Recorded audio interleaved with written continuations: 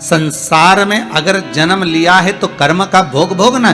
शंकर भगवान पार्वती से कह रहे हैं चलो हमारे साथ, और एक गांव में अपने को चलकर रहना है। और दुख क्यों मिल रहा है? सुखी व्यक्ति को सुख ही क्यों मिल रहा है, दुखी व्यक्ति को दुख ही क्यों मिल रहा है, उसका कारण समझना है। और शंकर पार्वती को लेकर गए, गांव में पहुंच गए। गांव के लोगों ने पूछा कहां से आए हो भाई? शंकर भगवान बोले बस पास के 7 गांव छोड़कर आए हैं और अब हमने वो गांव छोड़ दिया है, अब इसी गांव में रहेंगे। अच्छा अच्छा, कहाँ रहोगे? ये हमारा झोपड़ा पड़ा है, इसमें रह लीजिए। हाँ भैया। शंकर पार्वती उसमें रहने के लिए गए।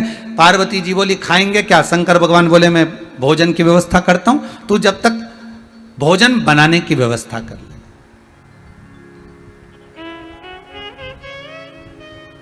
मैं भोजन लेकर आता हूं, तू भोजन बनाने की तैयारी कर। पार्वती जी बोली ठीक है। और माता पार्वती जब अंदर गई तो अंदर जाकर देखा कि वो चूल्हा जो होता था ना पुराने समय का, मट्टी का चूल्हा, तो पार्वती जी ने कहा चूल्हा तो है ही नहीं, रोटी काय में बनाएंगे, सब्जी काय में पकाएंगे, भोजन कैसे बनाएंगे?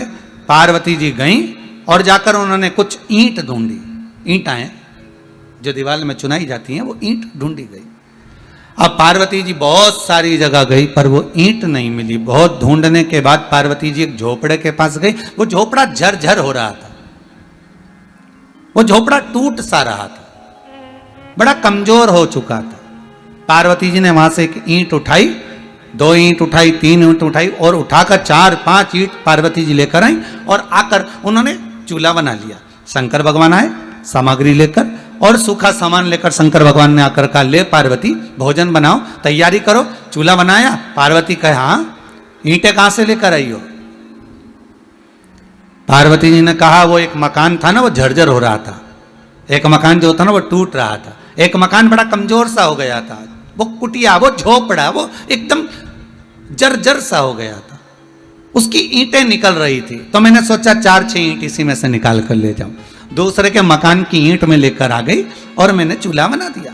शंकर भगवान बोले पार्वती गजब करा तुमने, इतने सारे गांव में मकान है, एक से बढ़कर एक बने हुए हैं, और कहीं से ईंट लेकर आना था तुमको, और कहीं से ईंट लेकर आ जाते, फिर यहीं की ईंट क्यों लाने की जरूरत थी? बेचारा का मकान तो वैसे ही जर्जर हो रहा है, वैसे व्यक्ति का मकान जर्जर हो रहा है, वैसे ही टूट रहा है, वैसे ही वो मकान इतना जर आ रहा है, और तुम ऊपर से उसमें जो ईंट लेकर आ गई उसके यहाँ की। अरे पार्वती अगर लाना था तो किसी अच्छे मकान की लेकर आ जाती। पार्वती जी बोली भोलेनाथ मैंने सारे मकानों में जाकर देखा, सारे मकान इतने बढ़िया बढ़िया थे कि उनकी ईंट निकालने का मेरा मन नहीं करा। फिर मैंने सदूर घूमने के बाद जब एक जगह पर जाकर देखा तो एक मकान झर्रा रहा था, एक मकान बेकार टूट सा रहा था, उस मकान की ईंट में लेकर आ गई और मैंने लगा दिया।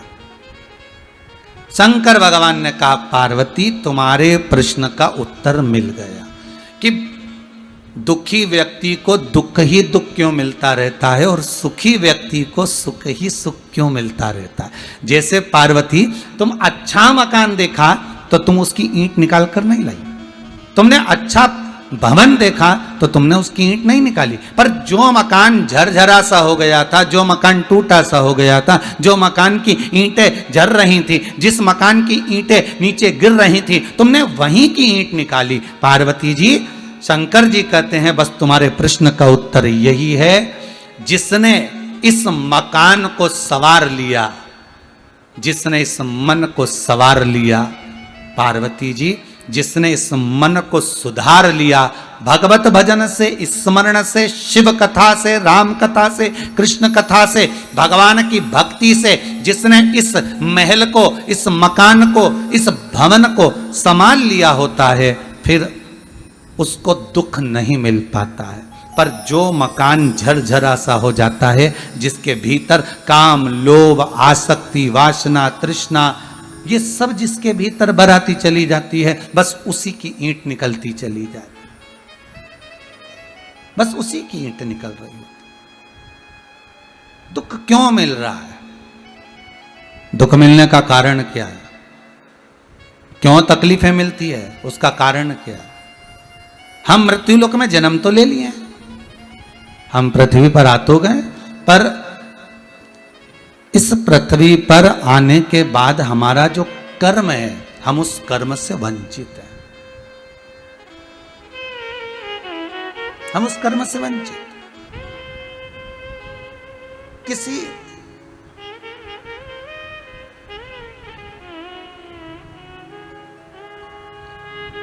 एक व्यक्ति ने गुरु से एक प्रश्न किया, गुरुदेव आप मुझे यह बताइए कि ये साधु, ये सन्यासी, ये तपस्वी, ये साधक, ये उपासक, ये संत अपने तन पर इतनी भभूति रमाते हैं, इतना भस्म लपेटते हैं, तो आखिर क्यों लपेटते हैं? उसका कारण क्या है?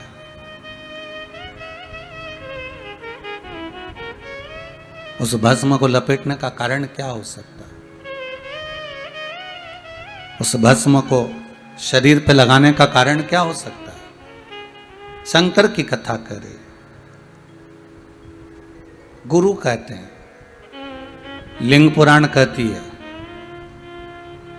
भगवान का भजन करने वाला, सत्संग करने वाला, सत्संग करने वाला, जो शिव का उपासक होता है, वो अपने तन पर जो भस्म रमाता है, वो केवल ऐसे ही नहीं रमाता। 3.5 करोड़ रोम छिद्र जो ये मनुष्य के शरीर पर हैं, ये 3.5 करोड़ रोम छिद्र ये शंकर के शिवलिंग का ही प्रतिबिंब है।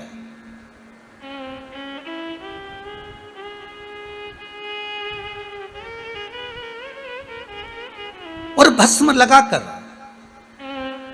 देखिए, भस्म रमाकर पूरे शरीर पर, ये उन 3.5 करोड़ रोम छिद्र में जो शिव बसा हुआ है, उस शंकर को भस्म का लेपन करता है। भस्म का, ये जो 3.5 करोड़ रोम छिद्र है, ये काय के लिए दिया है? केवल स्मरण करने के लिए। एक दिन में 3.5 करोड़ बार भगवान का नाम आपके मुख से निकलना चाहिए। क्यों संत कहते हैं कि कथा में जाकर बैठो? क्यों कहते हैं कि आस्था चैनल पर कथा आ रही है, फेसबुक यूट्यूब पर कथा चल रही है, अपना मोबाइल लेकर उस कथा का स्मरण करो? क्यों कहा जाता है कि चैनल के सामने बैठकर कथा का रसतत्व ग्रहण करो? क्यों कहते हैं कि कथा को सुनो? उसका कारण क्या होता है? 3 घंटे में, 2.5 घंटे में, 2 घंटे में, 1 घंटे में, आधा घंटे में तुम जितनी देर का सत्संग करते हो, उतनी देर तक जो भगवान की चर्चा होती जाती है, भगवान का स्मरण होता चले जाता है, भगवत नाम का जाप होते चले जाता है, उतना जितने शब्द सत्संग में निकलते चले जाते हैं, स्मरण में निकलते जाते हैं, जितने शब्द निकलते चले जाते हैं, उतने ही हमारे ये रोम छिद्रों में भगवान की भक्ति का प्रतिबिंब इकट्ठा होते चले जाता है, एकाग्रित होते चले जाता है।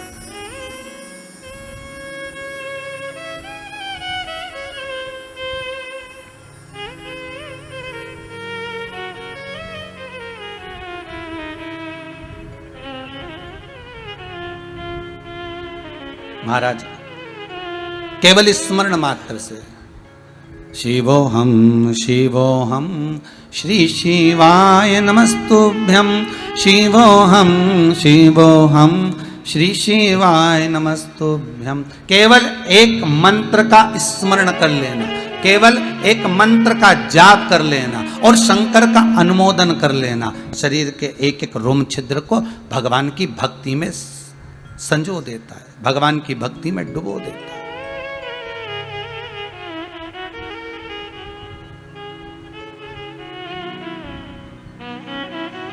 डुबो देता है।